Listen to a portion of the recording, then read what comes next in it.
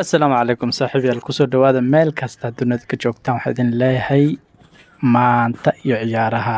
maxaa laga leeyahay suuqa kala iibsiga ciyaartooyda ka baxaya ciyaartooyda soo galaya ugu horreyn aan ku bilaabo Chelsea ayaa waxaa ku ammaanan ninkan lagu magacaabo Nicholas Jackson ayaa waxaa daleecaan ka muujiyay John Obi Mikel oo xidho ku dhahay macnaha ninkan waa galab xirtaa wuxuu soo qaatay Nicholas Jackson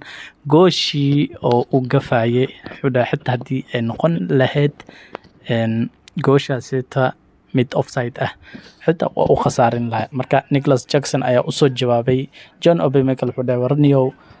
naga leexaniyow anaga waxaan nahay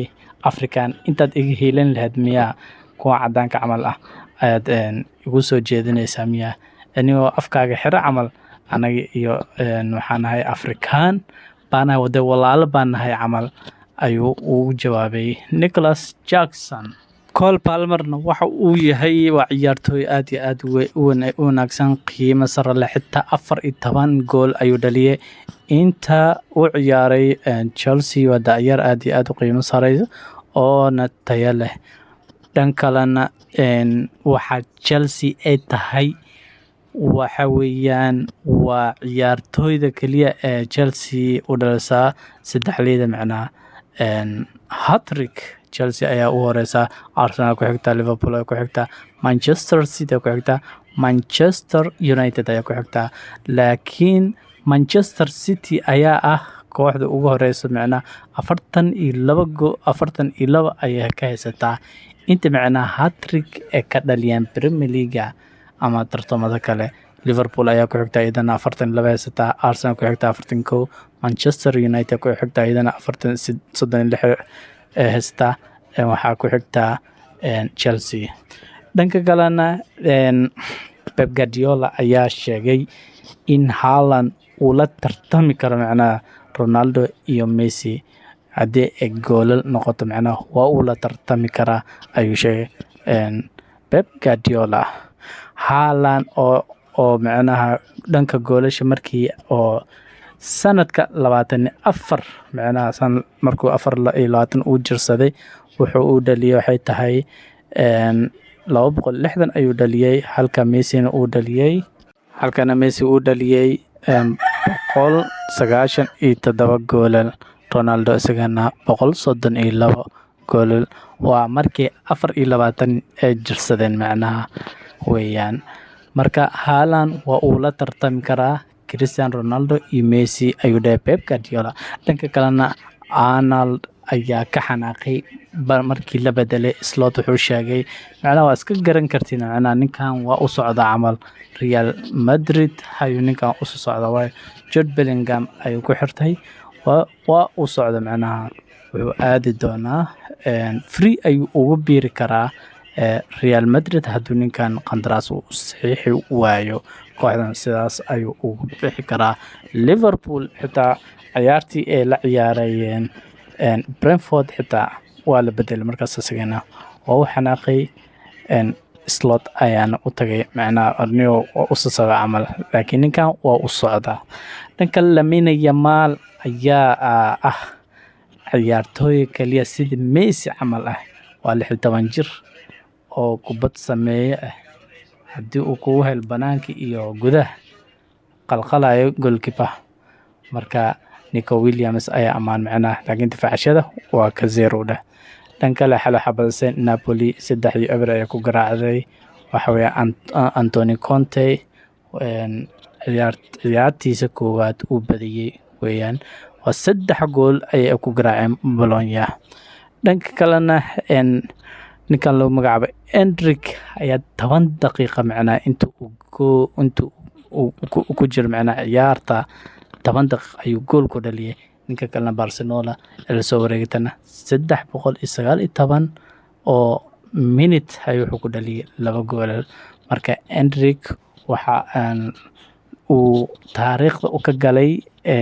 Real Madrid ay tahay waa ninka da'da ugu yar oona gool daqiiqadooyin ku dhaliya ma soo marin asaga ayaa hadda register gareeyay marka waa la isla barbar dhigay Endrick iyo kan yara oo Barcelona ku biiray. dhanka kale Joao Felix markii uu joogay Atletico Madrid iyo Chelsea markii joogay laba xaalad ayuu ku jiray. Joao Felix markaas wuxuu dareemay cidla markii uu joogay Atletico Madrid balse markaan Chelsea uu imaado waxa weeyaan niyada ayuu ka dhisan yahay walow uu gool u dhaliyay kulankiisa koowaad kusoo laabashadiisa ee kooxda Chelsea. dhanka kalena Fred ayaa Fenerbahce u dhaliyay 3 gool al ciyaar. Hat-trick ayuu ninkan dhaliyay Manchester United uu macnaa iska fasaxday ninkan hadda ayuu macnaa 16 jir noqday. marka isaga iyo macalinkiisa isla faraxsan yihiin macnaa xitaa jokes macnaa way wada kaftameen. dhanka kalena Atletico Madrid xalay waxa uu ciyaaray Konokalaga lasoo bandhigay Julian Alvarez xitaa ciyaartoydii ku kasoo qayb qaatay Euro bandhig fiican lagu maamusay. marka Atletico Madrid waxay ku badisay Girona ugu badisay 6 gool xitaa Griezmann uu u dhaliyay gool marka Atletico Madrid waa ay isdhistay Julian Alvarez, Konokalaga iyo Griezmann oo meel laga maraan. dhanka kalena Greenwood ayaa ka shaqeynaya Marseille uu ka shaqeynaya ninkan wuxuu dhaliyay 3 gool hat-trick ayuu dhaliyay. macnaha 2 game kaliya wuxuu marayaa 4 gool marka Manchester United bikubad iska soo fasaxeen nin qatar laaciba ay iska soo fasaxeen hadan waa ka oo shaqeynaya ninkaas caadi ma ahan. dhanka kale Jadon Sancho ayaa ka tagi doona Manchester United. Chelsea way inda ay ku haysaa way doonaysaa maadaama ninkan Jadon Sancho uu soo kasoo muuqan ciyaartii Brighton Manchester United lagu xasuuqay oo ninkan Erik ten Hag uu sheegay macna aan iska cafiyay uu dhahay waa iska cafiya camal uu dhahay balse weli waxba ka jira macna wuu xaqiraya laakiin uu sii socda xitaa inuu aadi karo laga yaabaa PSG ama Saudi ayaa laga yaabaa. dhanka kalena marka Chelsea waxa weeye iyadana ku soo dar leeyahay keen waan rabaa leeyahay marka ciyaartooy dawada garoonkii xitaa iyo qolka labiska xitaa waa u buuxsamay. marka 42 waa ina hadii la soo wareegtan ay rabtaan waxa weeyaan 6 ciyaartooy ama 11 ciyaartooy in ay ka saarto Chelsea ciyaartooydeeda kale. dhanka kalena McTominay isagana waa ka dhaqaaqaya wuxuu aadi doonaa Napoli ayuu aadi doonaa waayo markii Napoli dalabkeeda koowaad way ka aqbashay Manchester United 30 milyan ayana ku rabtaa Napoli. dhanka kalena Osimhen ayaa waxa tartan adag u dhaxeeya Chelsea iyo kalabyada ka dhisan Saudi Arabia. marka Osimhen ay u soo jeesanaysaa Chelsea isagana wuxuu sheegay aniga hadda imaana waa in la isiiyo macnaha mushaar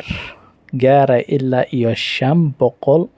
in la isiiyo macnaha maadaama Chelsea aysan haynin 9 oo goolal badan u dhaliya. marka ninkan Chelsea iyo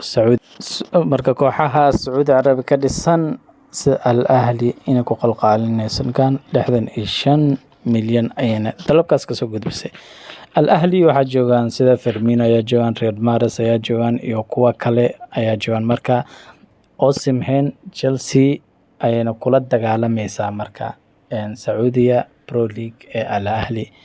marka Chelsea way soo dhaqaaqday heshiiskii iyo xitaa wada hadalkii ay dib u furayaan. suuqa maalmo kooban ayaa ka hartay kooxaha Premier League sida Arsenal ilaa hadda aan la soo wareegin Merino.